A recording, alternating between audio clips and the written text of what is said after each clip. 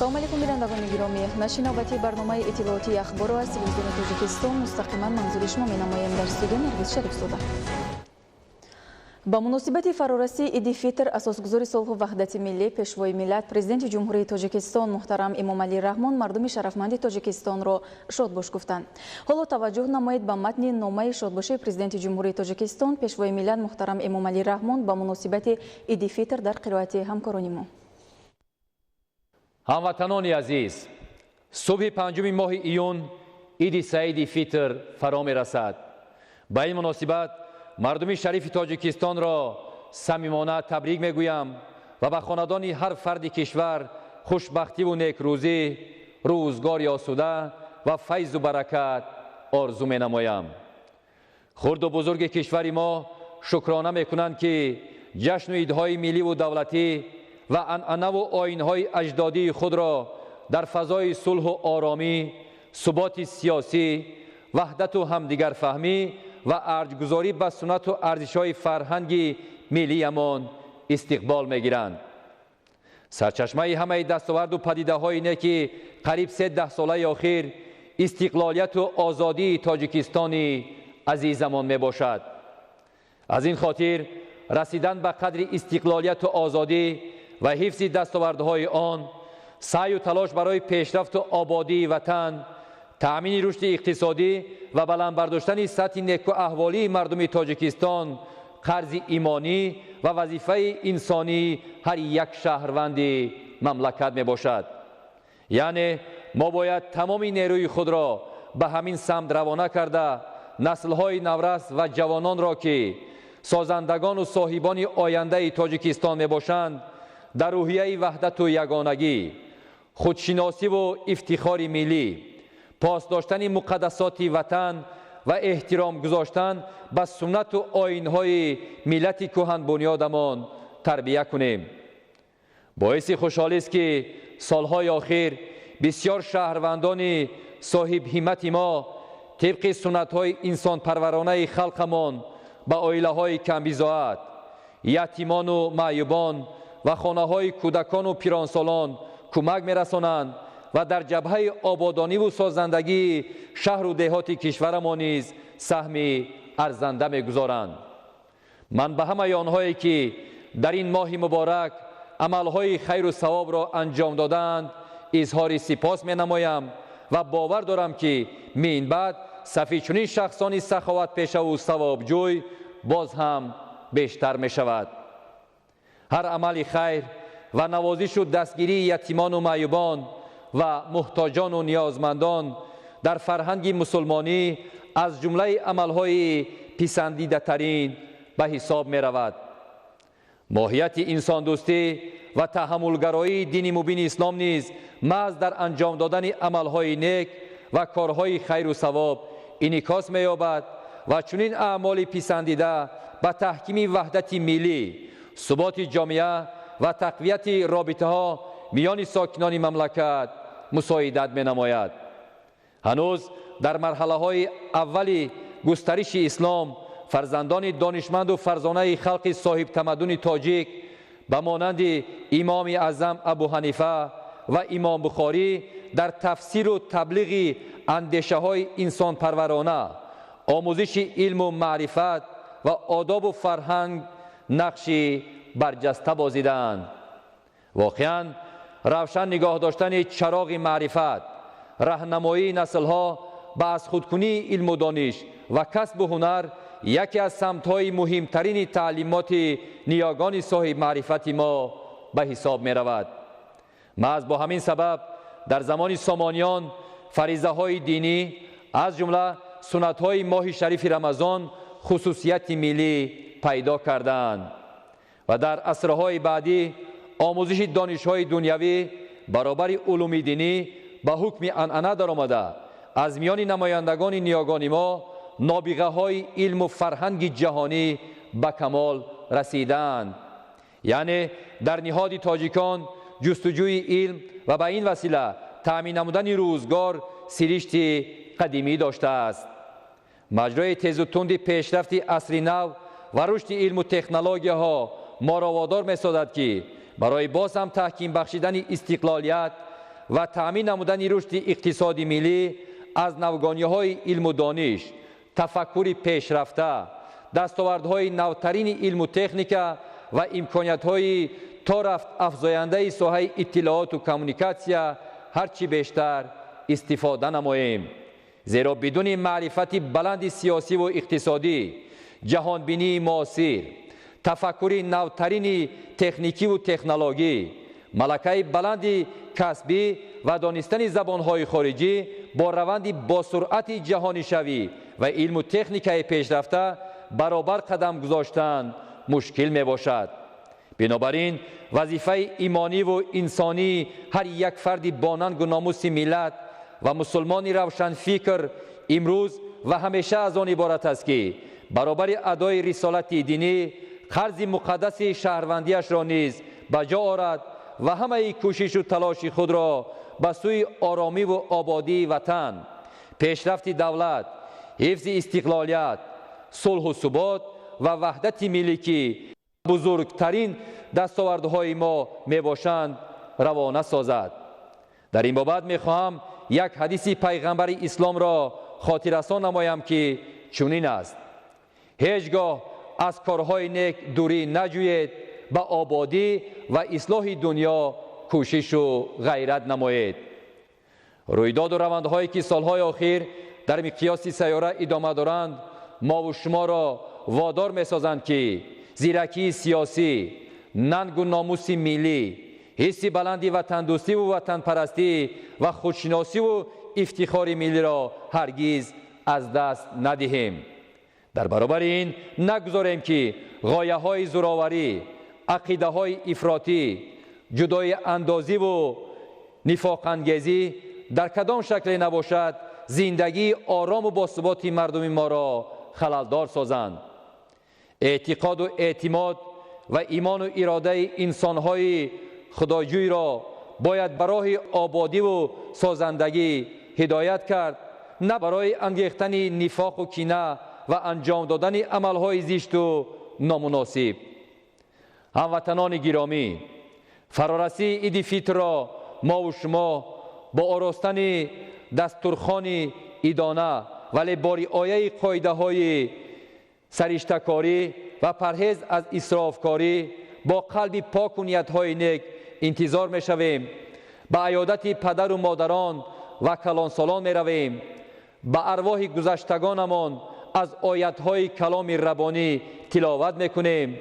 به عزاداران تسکین می‌دهیم و قرض ایمانی و وجدانی خود را ادا می‌نماییم.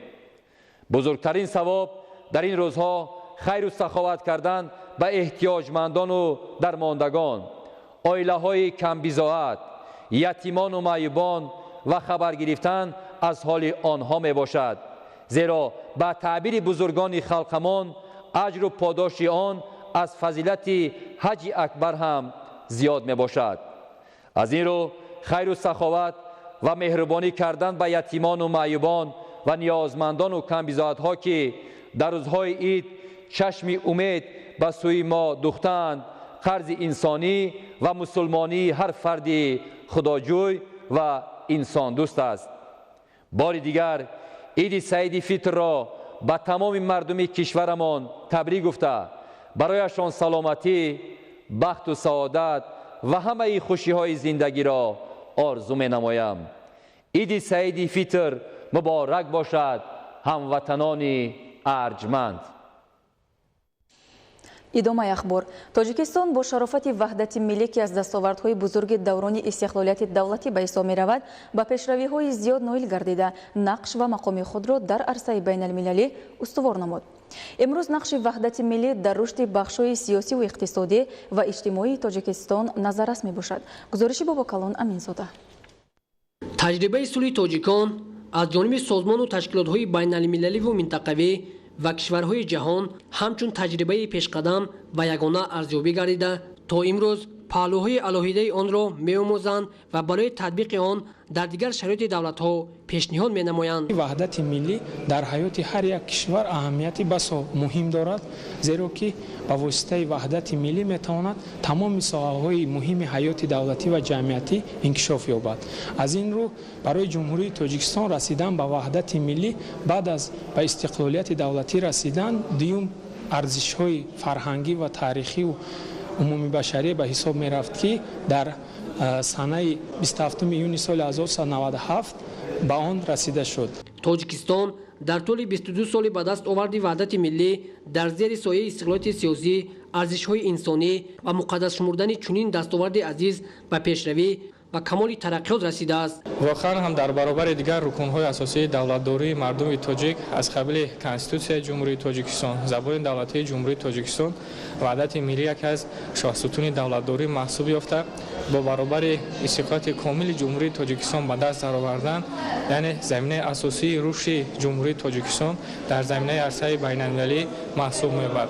тавре ки ҳамагон огоҳ ҳастем, ваҳдати миллӣ ин заминаи асосии рушди сулҳи тоҷикон дар арсаи байналмилалӣ маҳсуб ёфта, баъди ваҳдати комил ва пурра ба даст даровардан низоми сохти давлатдорӣ, шароити зиндагии мардум, пешрафти соҳаи иқтисод, савдо, робитаҳои беруна ва заминаи асосии ташкили якчанд мақомотҳои давлатӣ гардид. имрӯз нақши ваҳдати миллӣ дар рушди иқтисодиёти сиёсии тоҷикистон ва сиёсати иҷтимоии мамлакат хело назаррас мебошад. ваҳдат мафҳумеро ифода менамояд, ки ба ягонагии сарзамини аҷдодӣ, муҳофизату таҳкими давлати миллӣ, озодию ободӣ ҳаммаъноянд, зеро бе ваҳдати миллӣ ба даст овардани ин арзишҳо ғайриимкон аст. бобокон аминзода, баҳодури қурбон, нуралӣ неқадам, ахбор.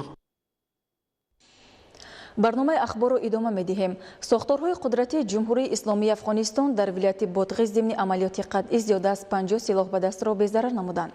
теъдоди ҳалокшудагон дар ҷумҳурии демократии Конго аз вараҷаи Эбола ба 1300 нафар расид. шарҳин ва дигар хабарҳо аз хориҷи мамлакат. дар пойтахти ҷумҳурии исломии афғонистон шаҳри Кобул амали террористӣ анҷом дода шуд. дар натиҷа 5 нафар ба ҳалокат расида, 10 каси дигар ҷароҳат бардоштанд. тавре шабакаи телевизионии Тулунюс гузориш медиҳад, террористон дар нақлиёте ки намояндагони комиссия оид ба ислоҳоти маъмуриро интиқол медод, таҷҳизоти таркандаро насб карда, сипас онро тавассути дастгоҳи фосилавӣ ба кор дароварданд. аз зарбаи таркиш чанд нақлиёт ва биноҳои истиқоматӣ атрофи ҳодиса зарари ҷиддӣ диданд. вобаста ба амали террористӣ дар шаҳри Кобул тадбирҳои амниятӣ пурзур карда шудааст. давоми 3 рӯзи охир дар вилояти бодғиси ҷумҳурии исломии афғонистон кормандони сохторҳои қудратӣ дар рафти гузарондани амалиёти зидди террористӣ беш аз 50 силоҳбадастро безарар гардонида, даҳҳо ҳаммаслаки онҳоро захмӣ намуданд. хизматчони ҳарбӣ зимни амалиёт ҷабҳа ва техникаи ҳарбии гурӯҳҳои силоҳбадастро нобуд карданд. силоҳбадастон ба муқоимати мусаллаҳонаи низомиён тоб наоварда фирор намуданд. ҳамчунин нерӯҳои ҳукуматӣ чанд минтақаи аҳолнишинро аз зери назорати силоҳбадастон дар вилояти мазкур озод карданд. бо вуҷуди он ки хизматчони ҳарбии афғонистон дар вилояти бодғиз пайваста амалиёти зидди террористӣ мегузаронанд, дар минтақаҳои алоҳидаи вилоят гурӯҳҳои силоҳбадаст зиёд мебошанд. дар ҳиндустон ҳавопаймои Ан-32 қувваҳои ҳарбии ҳавоии кишвар аз хати радар нопадид гардид. тайёраи мазкур аз фурудгоҳи минтақаи ҷорхатаи штати Ассам парвоз карда, пас аз сипарӣ шудани 2 соат алоқа бо сарнишинони он қатъ шудааст. тибқи иттилои расида, дар дохили ҳавопаймои Ан-32 қувваҳои ҳарбии ҳавоии Ҳиндустон 13 низомӣ қарор доштанд. хизматчони ҳарбии Ҳиндустон тайёраи Ан-32ро ҷустуҷӯ доранд. дар шаҳри Кветаи ҷумҳурии исломии Покистон автобус ба нақлиёти боркаш бархӯрд. дар пайи ҳодиса 14 нафар ба ҳалокат расида, 7 каси дигар захмӣ шуд. гурӯҳҳои наҷодиҳӣ ҷароҳатбардоштагонро ба беморхонаҳо бурданд. тибқи иттилои кормандони мақомоти полис, ронандаи нақлиёти мусофирбар ба самти муқобили ҳаракат дар роҳ баромада, ба нақлиёти боркаш бархӯрдааст.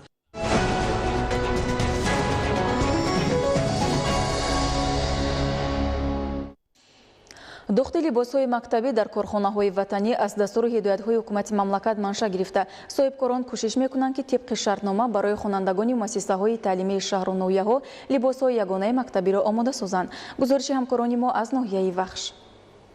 дар шӯъбаи маорифи ноҳияи вахш иттилоъ доданд ки соли равон хонандагони ҳама муассисаҳои таълимии ноҳияро бо маҳсулоти ватанӣ истеҳсолӣ корхонаи дозандагии ахтари вахши ноҳия таъмин хоҳанд кард. 63 муассисаи таълимӣ бо ҷамъияти дорои масъулияташ маҳдуди ахтари вахш шартномаи дутарафа баста вазифадор шуданд ки наздик ба 24 000 адад либоси ягонаи мактабиро омода намоянд. корхонаи дозандагии ахтари вахш дар заминаи дастуру ҳидоятҳои ҳукумати ҷумҳурии тоҷикистон ва таъкиду супоришҳо аз паёми роҳнамои пешвои миллат талаботи бо либоси мактабӣ доштаи мактабачагони ноҳияи вахшро қонеъ мекунад. муассисаҳои таълимии ноҳияи вахш ба пуррагӣ ба корхонае ки дар ҳудуди ноҳия фаъолият мекунанд, ахтари вахш ва дигар корхонаҳои хурде ки ҳастанд нақшабандӣ карда шуданд, шартномаҳоро бастанд ва пешпардохт аллакай ба пуррагӣ ҷамъ карда шудааст ва то имрӯз аз ҳисоби хонандагон аз корхонаи дозандагии ахтари вахш 4200 адад либос харидорӣ шудааст ва дастраси хонандагони муҳассилини муассисаҳои таълимӣ гардидааст. корхонаи мазкур бо дастгирии мақомоти иҷроияи ҳокимияти давлатии ноҳияи вахш ва саҳми соҳибкорони ватанӣ ифтитоҳ гардида мушкилоти омӯзгорон ва волидайни хонандагонро дар дастрасӣ бо либосҳои тавсиявӣ қонеъ мегардонад. тӯли 2 сол аст ки тамоми омӯзгорони муассисаҳои таҳсилоти моъинаи умумии ноҳияи вахш бо сару либоси тавсиявие ки аз тарафи вазорати маориф тасдиқ гардидааст таъмин гарда истоданд. Бояд қайд кард ки дар соли гузашта 50% омӯзгорон аз ҳисоби занон бо сару либоси расмие ки аз тарафи вазорати маориф тасдиқ гардааст ва инчунин китоби алоҳида низ дар ин самт баромадааст харидорӣ намуданд, таъмин гардиданд ва дар соли ҷорӣ дар соле ки соли таҳсили 2019-2020 мо аллакай бо омӯзгорон корҳои фаҳмдадиҳӣ гузарондем ва бо либосҳои тавсиявӣ шинос намудем. онҳоро дар корхонаҳои дузандагӣ аллакай андозагирӣ карда истоданд ва аз оғози соли таҳсили 2019-2020 тамоми омӯзгорону хонандагони масъулияти таҳсилоти моъинаи бо либоси тавсиявии расмие ки аз ҳисоби вазорати маориф тасдиқ гардааст пурра таъмин карда мешавад. дар ҳама шаҳру ноҳияҳои вилоят мутахассисони шӯъбаи маориф шартномаҳоро бо коргоҳҳои истеҳсоли ватанӣ ба имзо расонида ҷидду ҷаҳд менамоянд ки хонандагонро бо либосҳои тавсиявӣ пурра таъмин намоянд. мавзӯи дигар дар шаҳру ноҳияҳои вилояти суғд маъракаи пиласупорӣ идома дорад. кирмакпарварон талош менамоянд то истеҳсоли пиларо афзун намуда дар рушди саноати сабук дар мамлакат сам гузоранд. гузориши ҳамкорамон Мазбути Бобозода аз ноҳияи деваштичи вилояти суғд. моҳи апрели соли равон ба кирмакпарварони ноҳияи деваштичи вилояти суғд аз ҷониби корхонаи муштараки Вета Силк ба миқдори 150 қутӣ тухми кирмаки чинӣ ҷудо ба кирмакпарварон муаззаф гардиданд ки аз ҳар қутӣ ба ҳисоби миёна 40 килограммӣ ва дар маҷмӯъ 6 дона пиллаи хушсифат истеҳсол намоянд. мавриди зикр аст ки барои парвариши кирмак ва истеҳсоли пиллаи фаровон дар ноҳия имкониятҳои хеле фаровон муҳайёст. тибқи маълумоти оморӣ дар ноҳия 65 гектар тутзор ва 436 000 бех дарахтони қатории тут парвариш меёбад ва барои фаъолияти босамари кирмакпарварон шароити созгор омода гардидааст. кирмакпарварон бо ҷӯшу хуруш ба фаъолият пардохта имрӯз маҳсули ранҷи дастони хишро ба нуқтаҳои қабул ворид сохтанд. ҷамъияти саҳмии фаръии пиллаи деваштит ин сол мувофиқи дурнамо 150 қутии тухми кирмаки зоти хитоиро аз корхонаи муштараки Ветисил оварда хобонда бо ҳамаи роҳҳои агротехникӣ зинда карда шуд. дар давоми як моҳ пиллаҳои тухми кирмаки тақсимшударо бо ташаббуси кирмакпарварон ва воя расонида ва пиллапечӣ тайёр намудем. ба ифтихори меҳнати софдилонаи кирмакпарварони фаъоли ҷамоатҳои деҳоти Яхтан, Ғазантарак, Муҷун ва шаҳраки Ғончии ноҳияи Деваштич имрӯз дар нуқтаи қабули ҷамъияти саҳомии фаръии пиллаи Деваштич бо иштироки масъулини мақомоти иҷроии ҳокимияти давлатии ноҳия ва кормандони корхонаи муштараки Вета Силки вилояти суғд ҷамъомад доир гардид. ба гурӯҳи калони кирмакпарварони фаъол аз ҷамоатҳои шаҳраку деҳот ва хоҷагиҳои деҳқонии Пардабой Бобо, Бахмал, Ҳамза, Умар, Бобоназар ва Мансур Аҳмад ки рӯзи нахустини пилласупорӣ туфайли меҳнати ҳалол ва ҷаҳду талош аз ҳар як қутӣ аз 80 килограмм то 55 килограмми ашёи хоми саноатӣ истеҳсол карданд, тӯҳфаҳои қиматбаҳои мақомоти иҷроии ҳокимияти давлатии ноҳия тақдим карда шуд. Мазбути Бобозода, Деваштич, Ахбор. бинандаҳои гиромӣ дар ҳамин ҷо барномаи иттилоотии ахбор ба анҷом мерасад. барномаҳои дигари телевизиони Тоҷикистон бошад идома дорад. бо мо бимонед.